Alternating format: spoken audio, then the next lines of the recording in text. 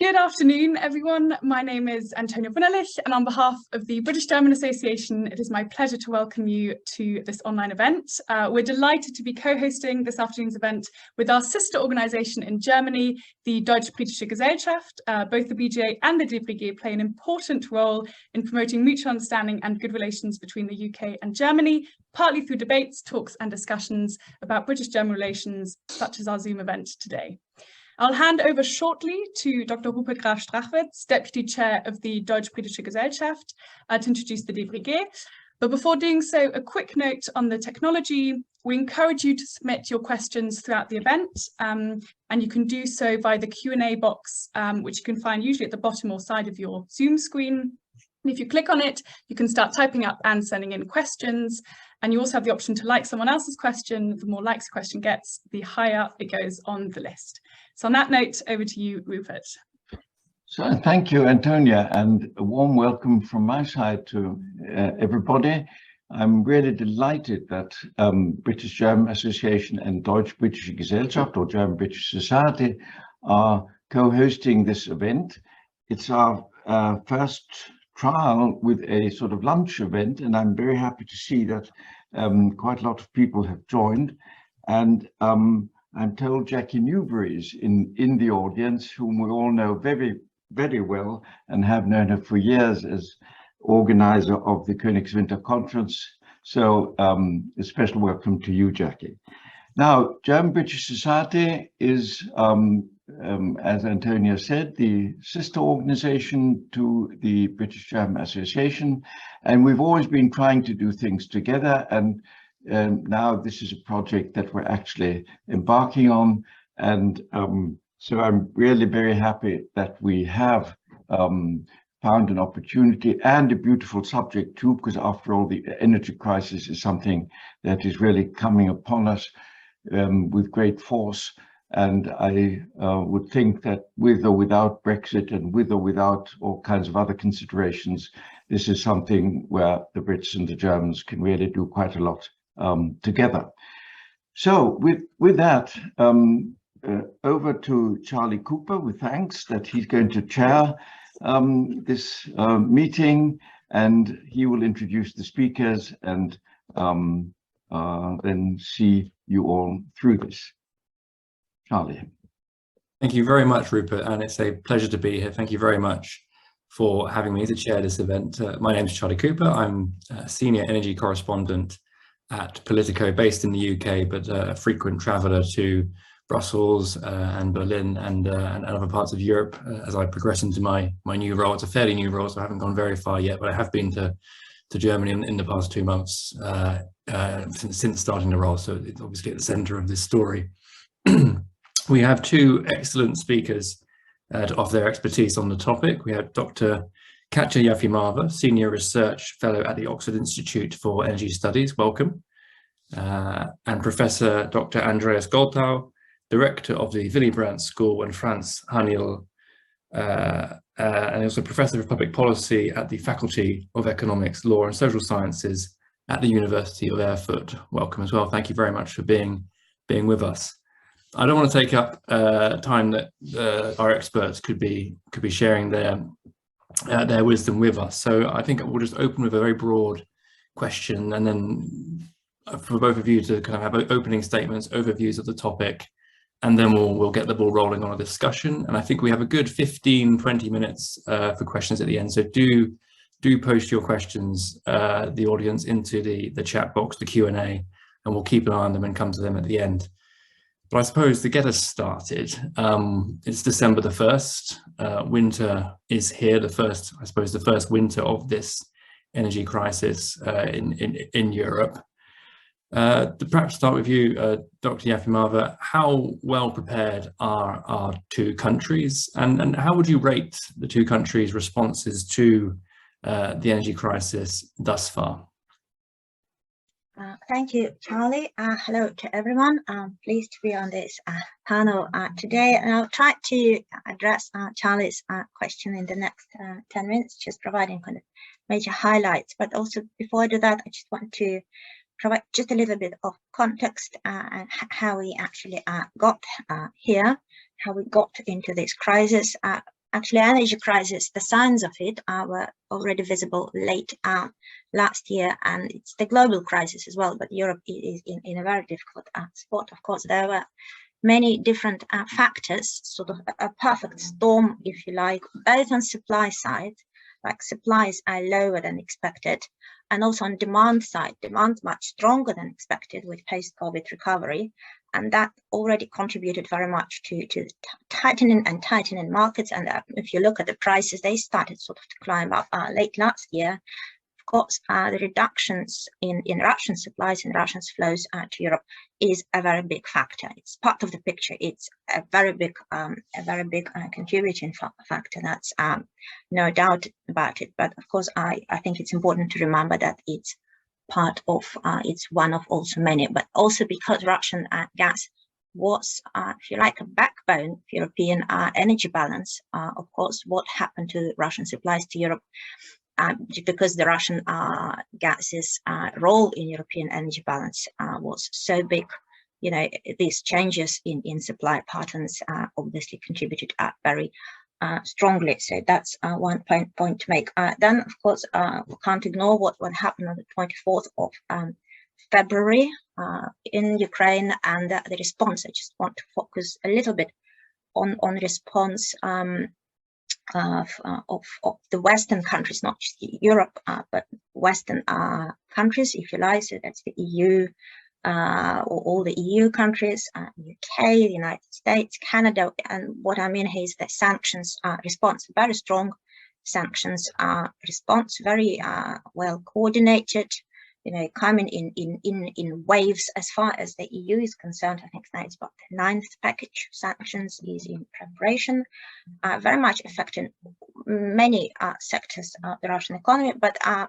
focus on the energy sector just a bit, it hasn't been targeted, and it hasn't been affected much. Well, basically, essentially, because Europe still very much also depends on it, but also it's impossible to ignore that there have been already some impact even on the gas sector in terms of the two main things, in terms of technical maintenance, because a lot of equipment in the Russian energy sector is Western maintained, and then if you can remember the Nord Stream turbine story, for example, and also a future hit, sort of delayed in time on gas production potential in terms of technology, and that's particularly future production of gas and shipment as liquefied, so LNG, liquefied natural gas. That's particularly a better hit going forward.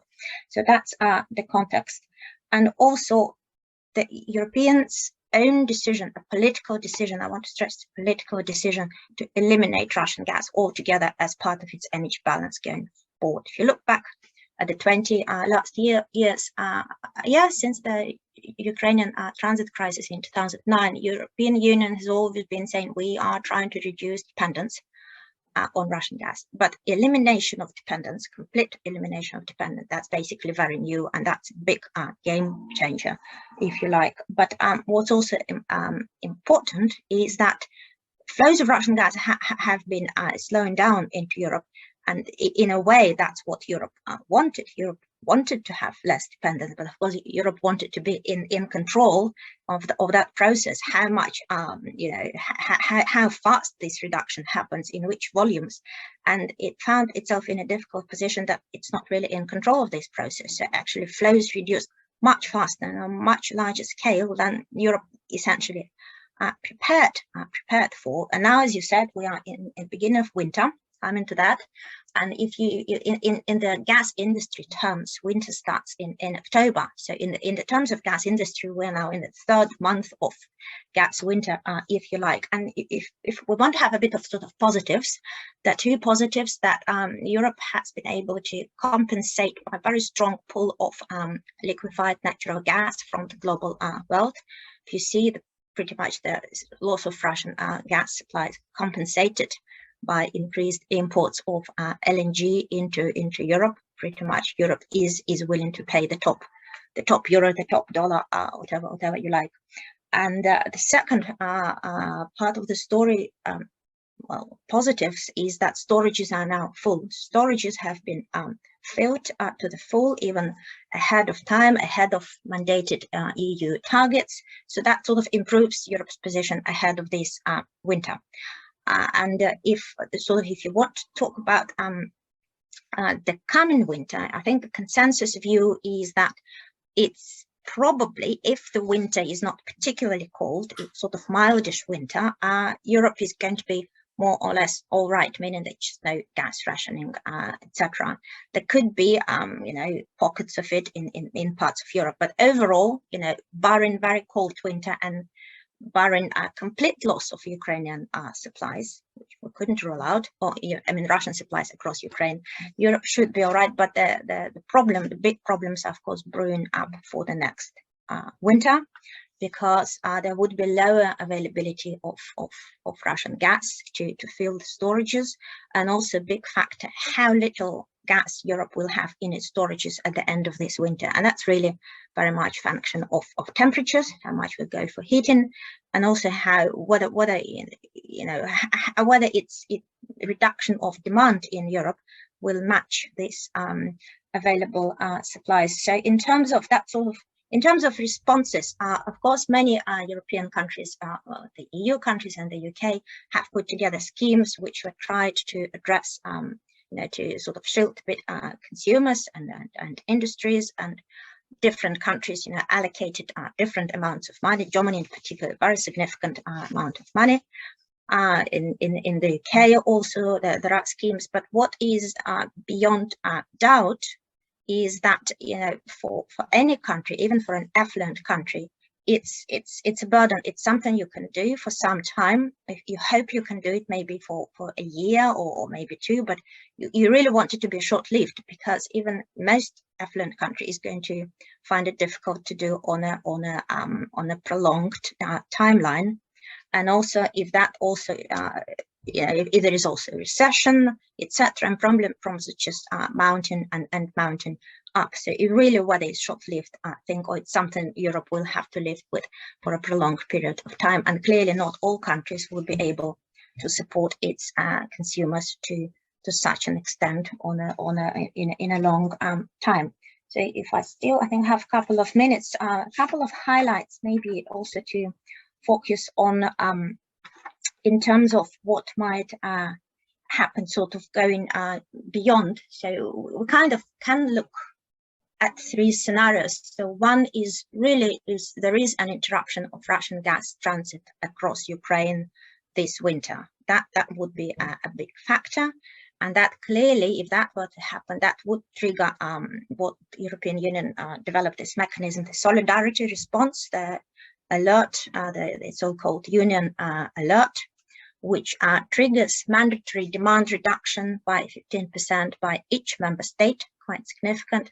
But also, if a member state is unable to meet supply to its solidarity protected customers, which is mostly households, but not only, but just for simplicity, households, then the connected member states would have to reduce further supplies to the other sectors to provide more gas for households. So those provisions, if it comes to that, those provisions are going to be tested very, very, very severely within the EU. And again, the problem is that a number of countries, and it's Germany and adjacent countries in Central Europe, Czech Republic, Slovakia, Austria, and Hungary.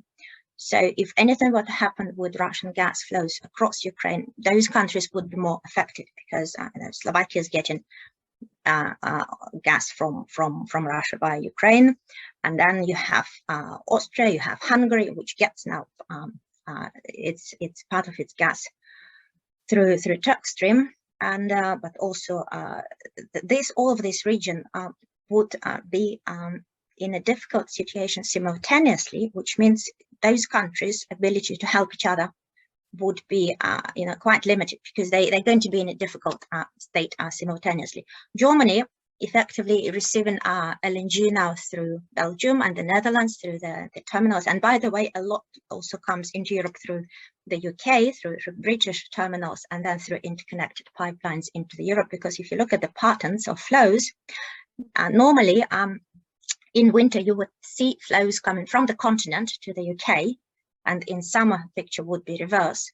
Whereas now you see strong flows from the UK to the continent, both in summer and now in a winter season. So really, UK is acting as a bridge for the continent, supplying more LNG when the continent needs it. So Germany gets those supplies, and if countries further down the line, such as Slovakia, where suffer due to loss of Russian transit across Ukraine, Germany could be forced to reduce its own consumption to leave more gas flowing down the line to those countries, which would be in a more tricky position. So, and the second layer of the problem is also other countries, maybe better supplies around Europe, say Spain, France, but their ability to help, even if there is going to be a will to help, which one assumes there will be, their ability to help would be constrained by infrastructure bottlenecks. Basically, it's not enough infrastructure to push all these LNG via those countries. So it's really Netherlands and Belgium and the UK, to the extent of interconnectors, have enough capacity. So that could be tricky. So sort of now everyone's hope is that winter is not going to be too cold. There's now going to be further reduction in Russian supplies into Europe, which again, it's an open question whether they will hold at the current level or not, and also whether Europe will have access to Russian supplies beyond winter to refill storages. If you look last summer, of course, storages were also refilled because there was still gas traveling by Nord Stream, among others. Now there isn't, basically, physically, even wanted it, physically it's pretty much in ruins, both strings of Nord Stream and, as understood, one string of Nord Stream 2. So limited ability even to refill storages, even if Russian gas is available. And I think here I stop, but just leave the rest for discussion. Thanks. Well, thank you so much, Dr. Yefimova. I mean, a fascinating overview there. Professor Goldthau, to come to you, I suppose I start with the same question along, with winter now here, how well prepared are our two countries, and also, comparing responses to the crisis thus far. But any points that you would want to pick up on from what Dr. Yefimova has said, anything that you were nodding along to and think this is a really important issue that we need to be aware of going into winter, please do point those out. But your thoughts on the topic? Well, thank you very much, Charlie, and thanks for having me. It's a great pleasure to speak. I guess just to very quickly piggyback on what Katja said, I think even half a decade after Brexit, I think this crisis has just driven home how important an integrated energy market is, because the UK indeed has saved parts of Europe because of the infrastructure that had been put in place before, and because of the deep interconnectors that have been established whilst the UK was still part of the EU, and that's a reality that doesn't go away even with political decisions such as leaving the EU markets. But maybe let me switch a little bit more to Germany, because whether I liked it or not, I became a bit of an expert on what this country is doing over the past year or the past half year. I guess it is worth starting off by way of asking, where do we actually come from before the crisis hit us? And I think there's a couple of things that we need to bear in mind. First of all, we're very often talking about the big role that Russian gas plays in the European gas economy and energy economy, but this holds particularly true for Germany. I mean, it is a country that got around 50% of their gas from one supplier. In terms of volumes, that amounts to 45 BCM roughly, billion cubic meters a year. And those were effectively gone. And that's a remarkable change in terms of supply structure and energy geographies, in terms of trade flows. Something that a couple of years, months, weeks ago, actually, some people could not imagine. It just happened literally overnight, with Russia winding down gas supplies to the continent, and with it to Germany. Why is this important, particularly for Germany? Well, because this is a country that still produces some 20% of its GDP out of manufacturing. I'm not entirely sure I have the numbers for the UK right, but the UK must be around 7%, maybe 8%. So compared to the UK, which is a very much a service-driven economy, the German economy is still very industry-heavy and manufacturing-heavy, which means you need the gas not only in electricity and heating and households, you need it for industry, for process heat. And in terms of demand structure, essentially in Germany, a third of the gas goes into heating, a third of it goes into power, but a third literally goes into industry. And that started to raise big worries amongst observers, people, analysts, industry leaders about where essentially the German model might be going. There was this talk about a looming deindustrialization should the price not come down and the supplies be ramped up. So that's the situation where we came from, and it was a massive shock, not only to the political system and political leadership, but also to the economic leaders. And I guess it's fair to say that it caught them on very much the wrong foot in the early days of Russia's aggression. That maybe gets me to my second point, which is what has been done, where's progress? And before I get to the rating of it, maybe let's quickly revisit what really happened. I think the first thing to say is here that all of this had to be dealt with by a new government, the government of a pretty interesting, of a really interesting coalition spanning from the Social Democrats, a left-wing party, all the way over to the Liberals, an economically at least right-wing party. And in the middle, you got the Greens, very much coming in with a pro-climate agenda. And now all of a sudden they had to deal with the shortage of a fossil fuel and a massive lack of it, which means in the end, quite a few of the agendas that the government had set just a couple of weeks before had to go out of the window, literally overnight. And so you had that government went into crisis mode immediately and started doing things that you would have not thought of. For instance, a green climate minister. He went out and started a gas diplomacy spree, if you will, talking to Qatar, to Norway, to the US, and other places, just to make sure the gas is there. Something that he probably couldn't imagine himself doing just a couple of weeks before. So a couple of things happened really. One is indeed, energy diplomacy, gas diplomacy becoming the name of the game. Something that Katja has mentioned already, LNG started to pour in and literally save the German market. I think it's fair to say that. It is remarkable how much came in, by the way, not through German terminals because they weren't there, all came in through Belgian terminals, Dutch terminals, British terminals, and they went up from 20-25% of utilization rate to 100 within literally no time. Most of it being US LNG, not Qatari LNG that would come in. That's also remarkable because the American suppliers proved a lot more flexible than other suppliers. I'm just saying this because we're now talking a lot about new dependency on Qatar and LNG there. I don't think that's really the issue to talk about. It is more essentially the westward outlook of the German supply structure that I think matters here.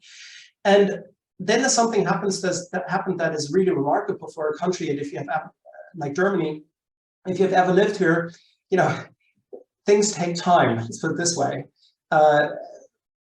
There's red tape, bureaucracy isn't the fastest. The Germans, just during COVID, discovered that fax machines are still a thing. So, and I guess, against that backdrop of literally lagging behind on many things, also planning processes, it's absolutely remarkable that this country managed to put in place a floating LNG terminal, an FSRU, within 194 days. I would say this is a record number in terms of German planning and regulation processes and permitting processes. I'm mentioning that because it is not the only thing that happened. We're seeing quite a bit of mitigation and adaptation measures there against the crisis, which happened in a very short moment, during a very short period of time, including adjustments being made by industry. I mean, this industry demand is down. The industry is decarbonizing quicker than we thought. A lot of fuel switch was happening from gas to coal, but also in part to heating oil, wherever processes allow. That's not decarbonization, but at least fuel switch.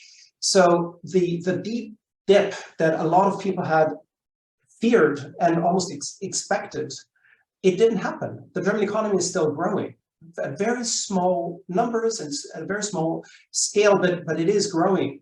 And so far, I would say, and this is honestly, this is more out of luck than anything else, I would think. The German economy has proven remarkably resilient against that massive supply shock, which gets me to my third point, and I'm trying to be quick here. What are the costs of this? So if this is the positive end of things, what are the costs of it? I think there's three types of costs. The first are simply political costs, because I think what German energy policy, but also the energy policy of individual companies had not priced in, was the political costs of a strong reliance on one supplier. And observers, including myself, would have not believed what has happened this year, but it has happened and came at a political cost, not only because of the German energy policy essentially being proven wrong, flawed, hypocritical to some extent, but also because of the answer of German policymakers, essentially going out, pricing other countries out of the market because of the purchasing power that Germans have.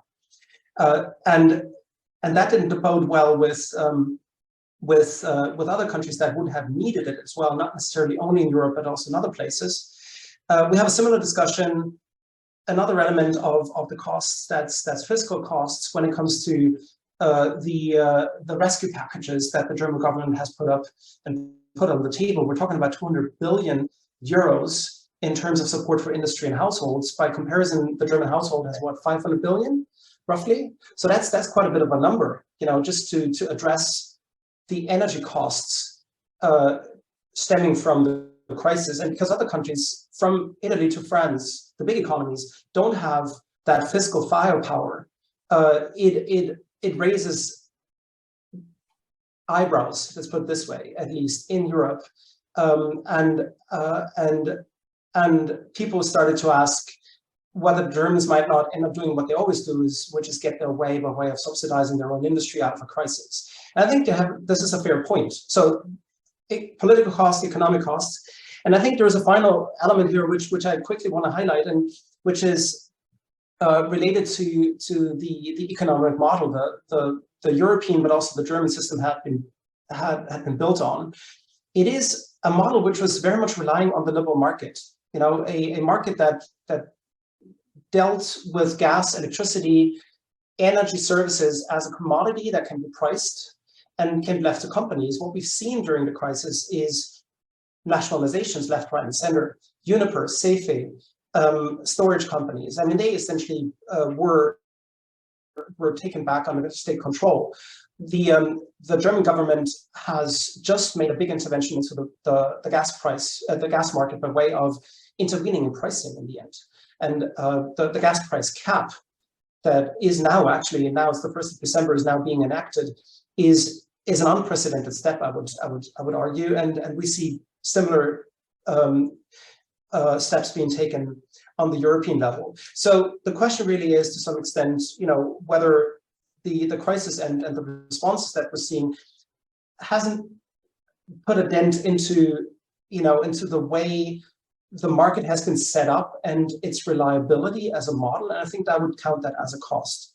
So on balance, how do I rate all of this? I'd say, looking forward, we're kind of okay, I guess, for this winter. And so the government has been doing well. They had quite a bit of luck, including a pretty warm October and possibly milder weather going forward. I think the situation is a lot better than we would have expected it to be a couple of months ago. But I think the jury is still out on what all of this means for German industry. I mean, the government has deep pockets, but I think there's only so much you can do in addition to what has been done. Second, we do see the impact on the industry already. I mean, for the sake of the argument, Germany doesn't produce a lot of ammonia anymore. They import ammonia. So there's a lot of substitution going on when it comes to energy intensive industries. Whether that's a lasting effect or just a temporary dip, we don't know. And finally, just looking quickly at rationing and the question of whether we're going to weather the storm during the winter, things look okay. But the German energy regulator, and I would advise everyone to look it up. It's pretty cool. They have just put up a traffic light system, if you will, on various elements that could change the situation, from weather to market outlook and other factors. The long and the short of it here is there are various factors that could derail things and make the situation become a lot worse than it is right now. So we're not over the hump. And I guess the big question going forward is whether the measures that are being taken stand the test of time, or whether it's just firefighting and we're back on square one in essentially a year's time. Because just maybe to pour a little bit of salt into all of this, the storage that Katja was talking about was filled with Russian gas this time around. It will not be next year. So let's see where we go with that. And maybe I'll stop here. Thank you. Thank you very much. Indeed, it really is. You do the pace of news and extraordinary developments has been so fast this year that sometimes you have to take a step back and look, as you did, at the really sort of historic changes that are happening, to whole kind of ways of thinking, whole economic models, whole sort of political philosophies of, let the market take its course, having to be sort of ripped up in the face of this crisis. It really is extraordinary. I mean, where to go next for the discussion? I think the natural, we've mentioned, both of you mentioned it a couple of times, that this winter is looking better than perhaps it did even a couple of months ago, as you said, Professor Goldau, but next year is more in doubt. I mean, we've talked about how LNG supplies have come in and to a great extent replaced the Russian pipeline gas that Europe did have.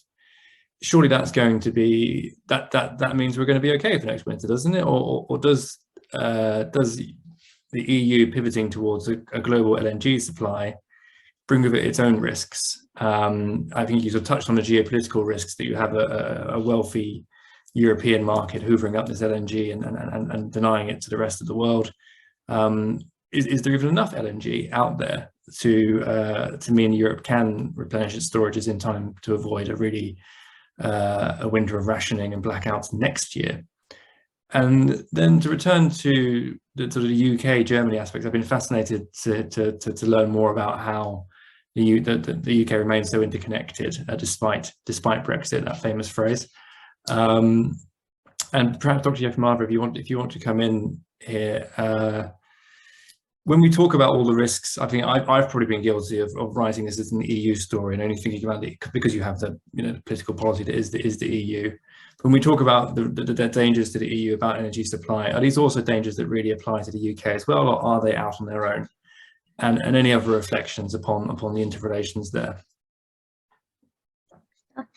Okay, commenting on the UK EU story and the differences that the ongoing crisis could show between the two. In terms, I think the first layer sort of difference is that for the UK, the crisis most likely would mean pretty much not physical security issues, i.e. shortage of physical gas, but more of a price security. So gas is likely to be available for the UK in terms of physical volumes, but it would be a matter of high price, high volatility. But effectively, if it can pay for it, it would have it. So it really boils down to finance, to economics, and it has these terminals, import terminals, a very plentiful capacity. So so far it's been able, this extra LNG has been able to flow to the continent to help. So as long as LNG is available on the global market and the UK can pay for it, it would arrive. But in terms of the continent, and also in the continent, the picture is not the same between different member states, of course, because some member states would have a lesser impact. Or if you like, they also would have an impact, but it would be also price impact. So they're likely to have physical supply, but they would have to pay a lot for it. for a group of countries as a highlight in the opening remarks, and that is Slovakia, Czech Republic, or Czechia now, Hungary, Austria, and Germany.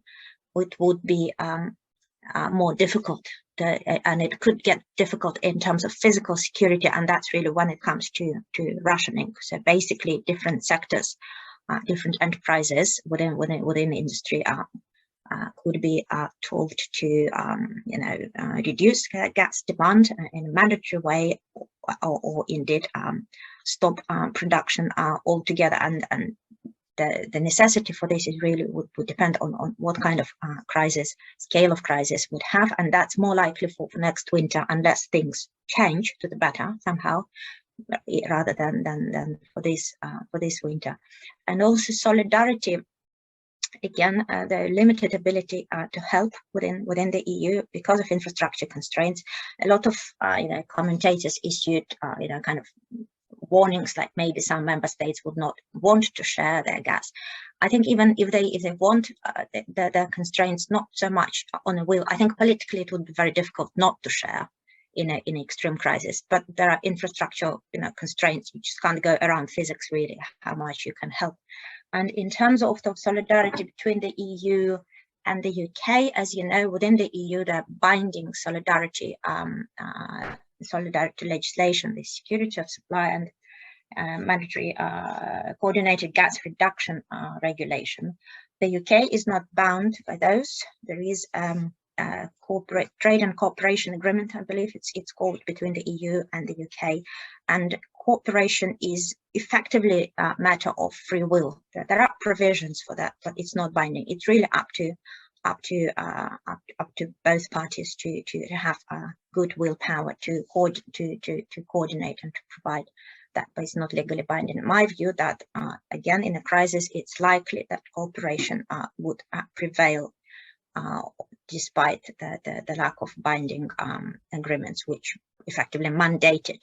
So that kind of to answer the question. And to touch briefly on LNG, again, that very much depends on what's going. A big factor is how much this LNG would be competed for by Asian buyers, because this year Europe was lucky because China, because of its zero COVID policy, didn't take that much as LNG from the market as otherwise it would have, because it's a massive source of demand. If that continues into that year, or if it doesn't, then it would lower availability of LNG in the market, because the big point to stress is there not going to be additional LNG in the global market until the middle of this decade, so sort of 26 probably.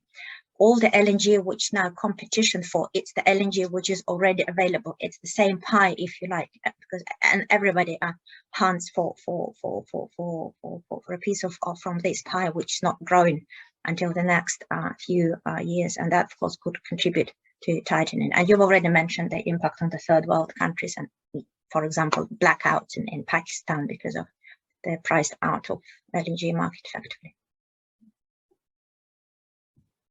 Professor Goltar, if you'd like to come in. Yeah, and maybe I can pick up on one or two points here, and maybe just try to come back to your the question whether there really is enough LNG for everyone, and whether there is enough LNG for Europe going forward. I think there's two elements to this. One, I think it's fair to say that the main supplier of Europe, or gas supply for Europe, is gone. It is gone, and that's Russia.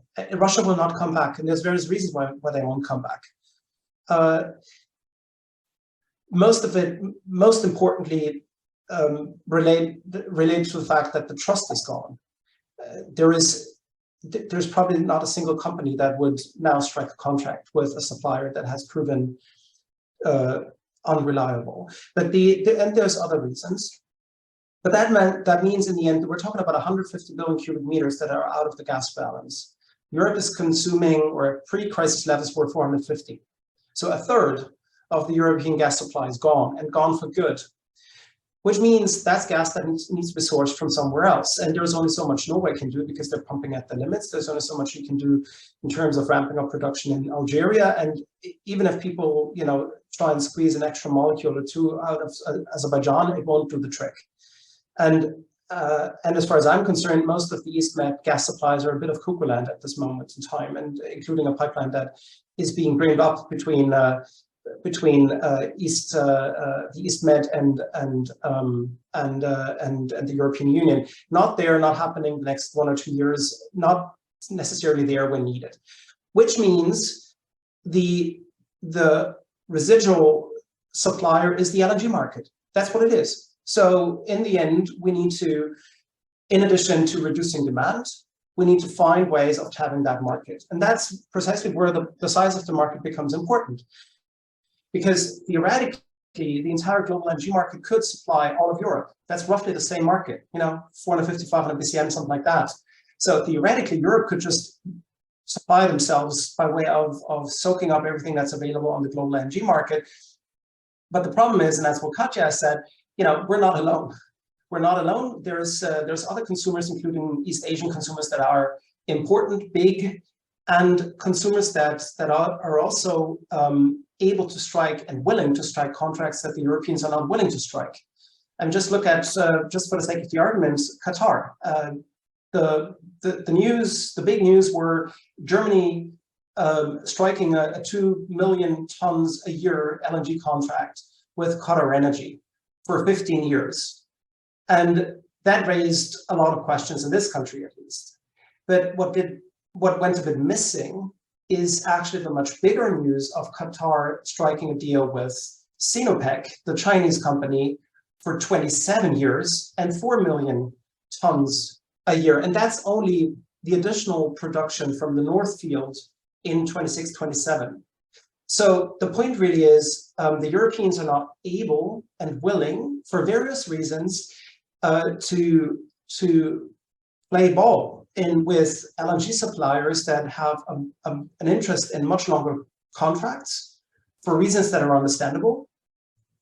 And when it comes to accepting certain conditions that those suppliers want to write into the contracts, including things like destination clauses, that's territorial restriction clauses, which simply don't bode well with the European energy law. And which means that the Europeans have a structural disadvantage unless they outcompete others by way of relying on the spot market and simply paying a higher price. But that's not sustainable in the long run, because what we have seen is prices hovering around 200, sometimes even at 300 euros a megawatt hour at the TTF, the Dutch trading hub, which compares to 20 or so in terms of pre-crisis levels. So you can't run an industrialized place and economy by way of relying on the spot market for LNG at price levels that we have seen. Now, I'm not saying this is what we need, that we will see going forward, but the structural disadvantage of not being able to strike long-term contracts or not willing to strike long-term contracts, I think gives Europe, puts Europe into not the best spot here. And maybe a final point here that I just want to mention, and it goes back a little bit to the gas model and the energy model that we're looking at here. I mean, Europe has essentially now taken a decision, which I think is fundamental, to reverse some of the decisions they have taken in the past in the way, as regards the way in which the market is set up. What we have now is essentially the nucleus of a gas purchasing cartel. It's called the EU Energy Platform, where countries can come together and say, we bid together and try and secure supplies by way of pooling purchasing power. Now, it's rational if you are on a 450 BCM market and try and get a good deal, but it does away with essentially the liberal market model the Europeans have been building for the last 25 years. And even worse or more, 15% of the storage going forward will need to be mandatory to be purchased through that platform, which means we're doing this. We're doing away with some of the liberal market outlook. And I'm not entirely sure it is for the better or the worse of the market, because what the market has done in the past is it has essentially done what it's supposed to do and translated a supply shortage into a price signal. And that's what precisely did attract the LNG cargoes that saved the market over and the European customers over the last couple of months. I'm not entirely sure the gas purchase vehicle is a lot better than that. Let's put it this way. The jury is out. But what I'm trying to say is the LNG market is theoretically there. It's well supplied theoretically. But there is a whole bunch of question marks as to whether the Europeans will actually get their hand on the supplies next year at a price they can sustainably afford. It's extraordinary. I said earlier how much this has turned everything on its head, but this idea of the EU becoming, I described it in an article recently as a kind of reverse OPEC for gas. You know, the buyers cartel, not the producers cartel, using its wealth basically to push other countries around and to get its way in the global gas market. It's not how the EU dream was first conceived, for sure. It's quite extraordinary. We've got 15 minutes left, which leaves plenty of time for questions. So do get your questions in. We have one already, which is from Richard Carter, and it touches on something that I wanted to bring up anyway. So thank you, Richard, which is, we're talking a lot about fossil fuels here. We're talking about the immediate energy security issue. But I think most of us would probably agree, and do pipe up in the chat or our experts if you disagree, that the long-term security for Europe and for the world's energy is renewables. And Richard asks, what does the EU need to do to transform a broken electricity market so as to incentivize renewables? There's a second question as well, but would either of you like to take on that one first?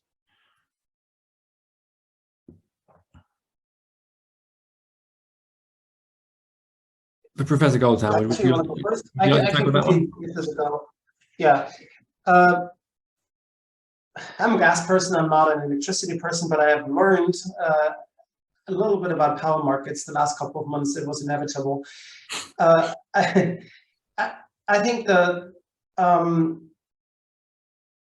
think there's something to be said about the electricity market design and the power market design. And there are discussions in Brussels, because in the end it is a decision that needs to be taken in Brussels, regarding a change in the way in which the merit order principle works and how gas comes into the picture.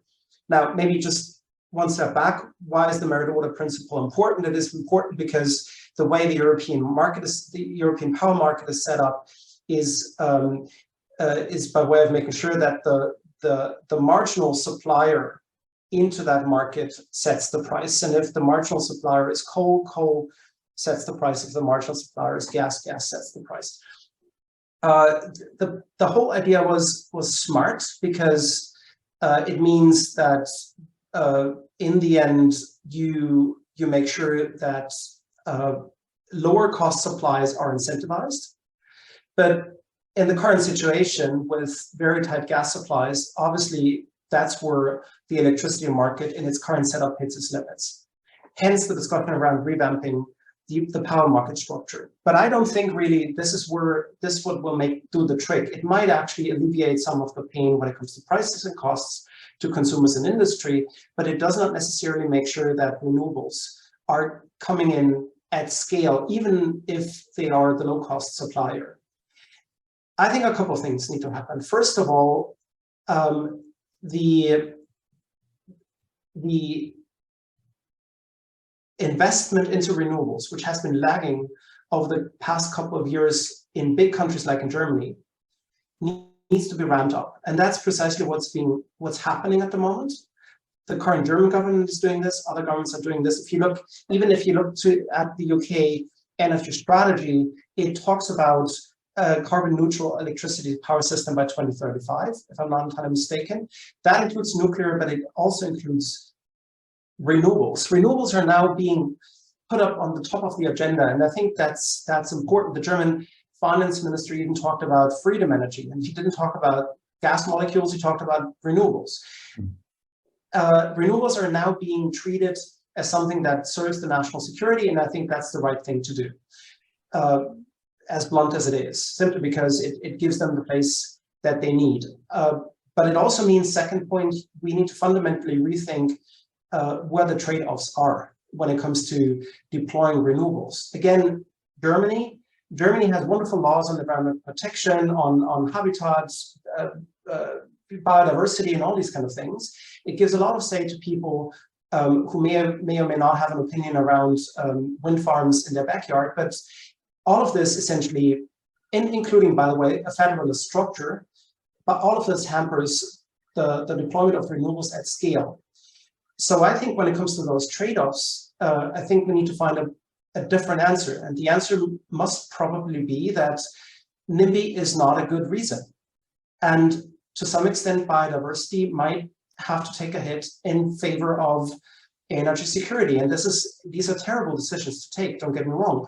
But I think in light of the need to decarbonize also, let's get away from the Ukraine crisis, but in light of the need to decarbonize by the mid-2030s for most of the European power systems and energy systems, this is inevitable because otherwise we don't get there. And maybe I'll leave it at that. There's a whole bunch of other things that need to be taken, but I think that the two most important points, as far as I'm concerned, is simply putting an emphasis on it when it comes to finance and state measures, when it comes to incentivizing and ensuring finance. And the second thing is essentially simplifying permitting structures and doing away with all red tape and other elements hindering the investment that's needed. We know how to do it. We've seen where things go wrong and don't work well. In the end, now it's the time, just to quote Churchill, never let a good crisis go to waste. Now it's the time to do it. I think that's essentially it. Thank you. And Richard, I hope that's given you food for thought for your question. I know you've got a second question, but we've got a few more have come in. So I'm going to move on to somebody else. And perhaps, Katja, if you'd like to tackle this one. It's on the all-important issue of price, energy prices. And we've talked about the enormous burden that's putting on governments and the questions of how sustainable that is. And the simple question from Martina Jones is, will the raised prices come down again when the market for gas and electricity has stabilized? That's the question, and it opens up all sorts of other questions, I think. What do you think, Katja? I think it's realistically, that's probably not until 2026 or so, when additional LNG becomes available. And also, as Europe made a political decision not to take any Russian pipeline gas, even if it were to be available, so its options are now limited by no Russian pipeline gas, of which there is very little extra availability. I think Andreas mentioned Norway is at the top of capacity, and so is true for all the others. So it's really extra LNG, the kind of growing pie of LNG that would become available. That's not until 26, 27. It could happen a little bit earlier. Prices could decline a little bit earlier in case there is no good reason. It's basically if there is a severe recession in Europe, it's just gas demand drops really significantly. So that's another way kind of to, there's no demand, so prices go down for limited supply. That's not really a good reason. And I think Andreas referred to, demand. There are two ways of sort of reducing demand. One is if it's temporarily and it responds to prices, and it might just rebound when the prices go down. But there's some industries might just close. So that's when you talk about demand sort of destruction, and that's crucial difference. If demand, if enterprise is going to open up again and continue operations, or they just close their operations down completely, or they relocate in other countries, other areas where gas prices make their business profitable. And then that raises all the questions, particularly for Germany, because the industry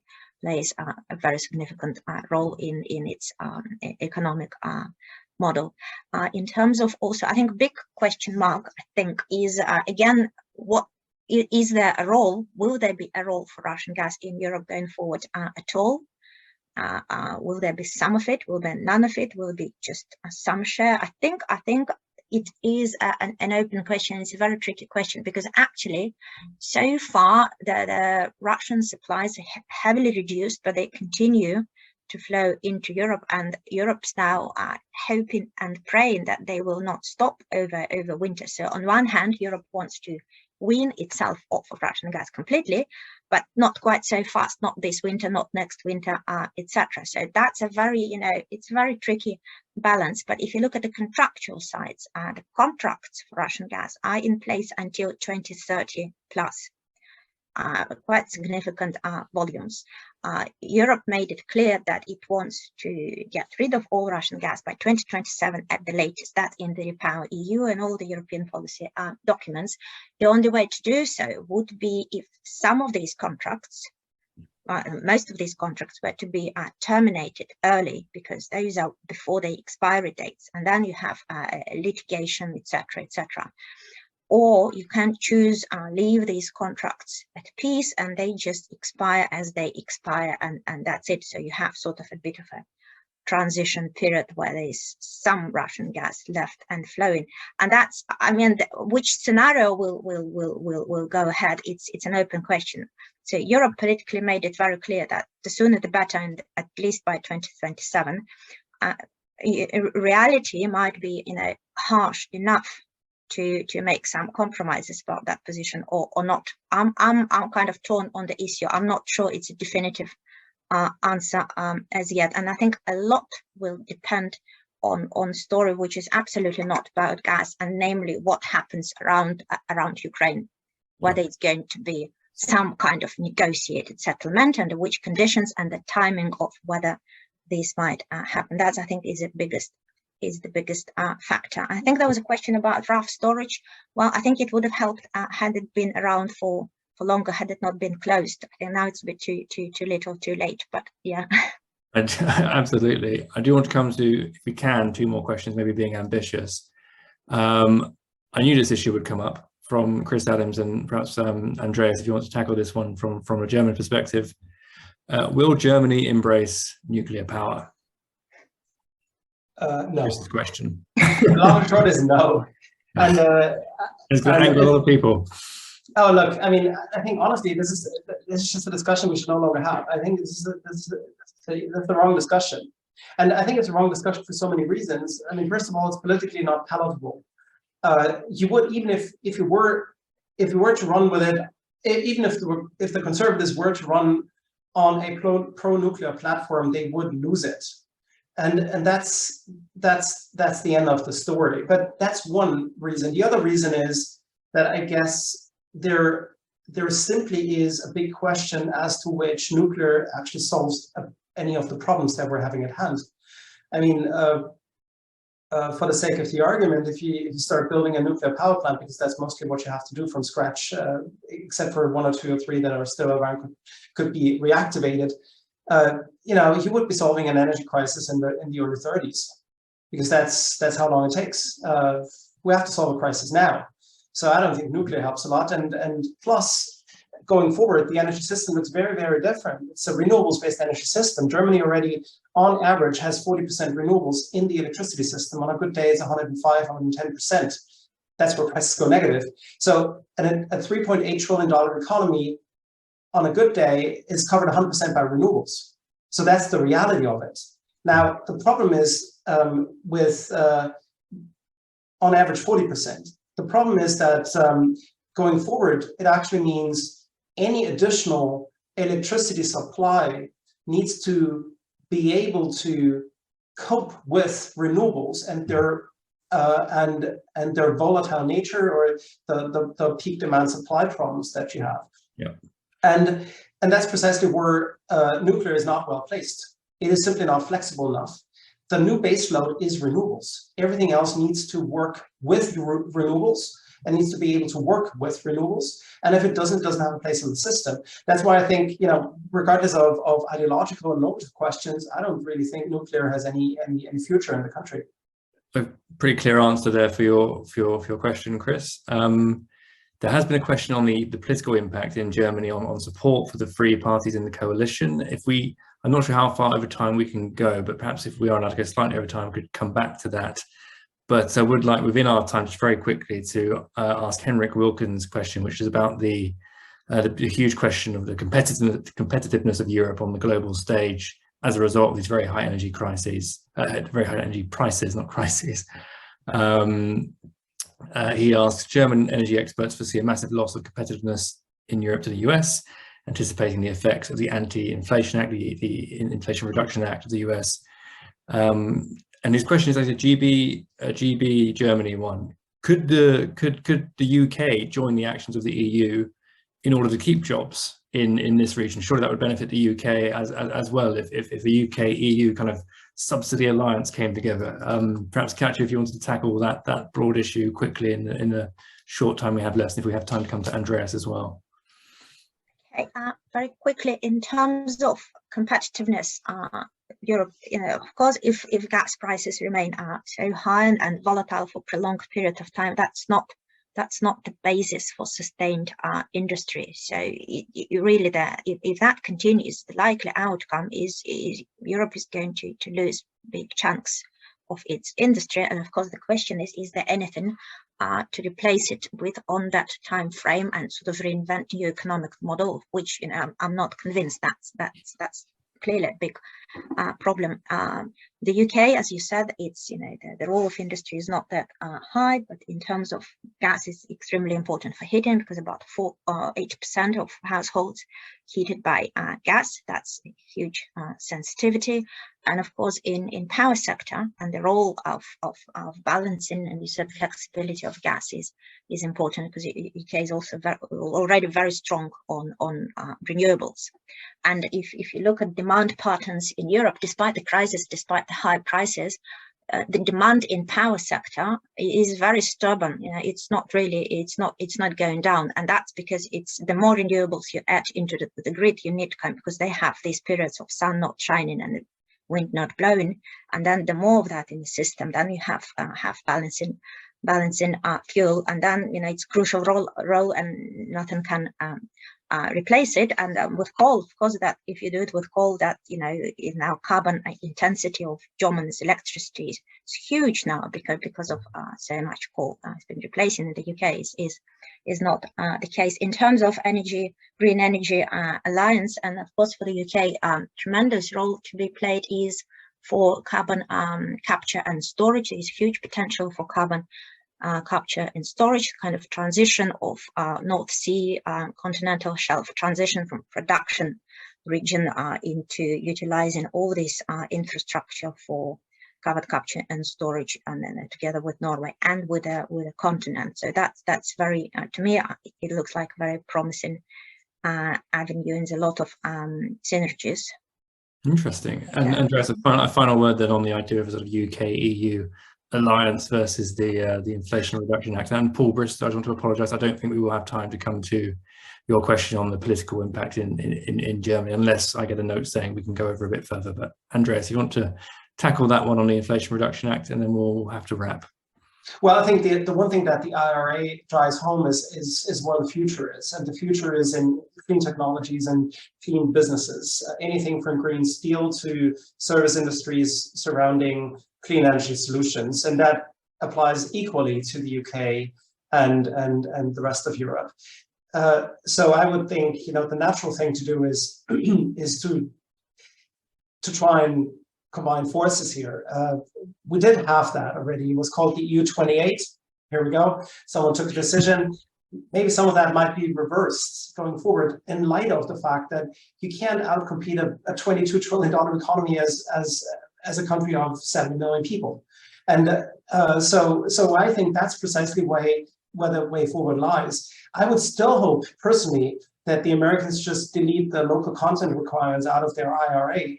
And Macron is in Washington these days trying to test the waters a little bit of whether that might be possible. Because if that's the case, we get precisely the scale economies that we need. The Buy American clauses, basically. Yeah, but if it stays, we get into a subsidy race, and then the UK better joins the rest of the EU. Interesting. I've been told that we can go over ever so slightly, but that it's your schedule, Andreas, that's the restricting factor here. So if you have time to quickly answer Paul Bristow's question about the political impact for the three parties in the coalition, that would be great. I'm not entirely sure I'm the best person to answer questions related to party politics, but I think the crisis has tested resolve of that coalition quite a bit. And we have seen quite some intense discussion within the coalition, and I think the only reason why it still stands is because the crisis is too big. It can't afford, a home government or some political instability at the moment. It has never been a love affair, let's put it this way, and I guess going forward, we might see the need of some of the parties taking care more of their own constituencies, which means the Liberals will look after some of the core Liberal voters again, whereas the Greens will look at the core core Green voters again, just to make sure they retain their profile in the political spectrum, which probably means it is a coalition which might not last very long. The crisis might in fact help those political parties to shape and sharpen their profile again, some of which has been lost over the last couple of months, if not a year. But I guess if I was to put my money on anything without me having any preferences, I would think that the next government is going to be a green conservative or conservative green government, which means we actually look at some pretty interesting political decisions going forward as part of a government that would now then stretch from the leftish green spectrum to literally all the way down to the very conservative spectrum. And the jury's out of whether that's going to be more stable than the present one. But given the political realities in the country, with all the parties essentially losing support in terms of, or let's put it this way, broadening political spectrum, I think this is a more likely outcome than anything else. Well, thank you so much to both of you. We are past our time now, so I'd better draw it to a close. My only very brief reflection is that this is not a crisis that is going away anytime soon. Next year is going to be more dicey than this year. Who knows about the years beyond that? So let's all reconvene in a year's time and talk about where we are then, if not sooner. Thank you very much, everyone, for attending and for your questions. I think we managed to get around to pretty much everything in the end.